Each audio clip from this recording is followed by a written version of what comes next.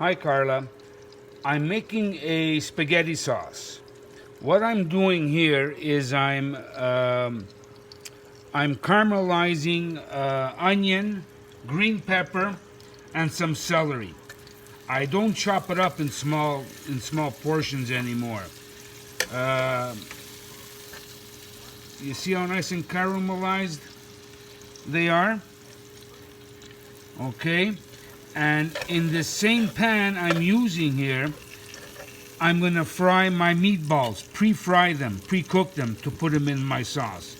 So once it's nice and caramelized, I put them into my tomato sauce, like that. I keep them in chunks because some people that eat my sauce don't like to see chunks of tomato or celery or onion or garlic. Okay, so that's why I do that, and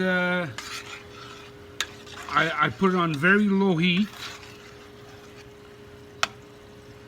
And once I do my meatballs, which I'm going to show you,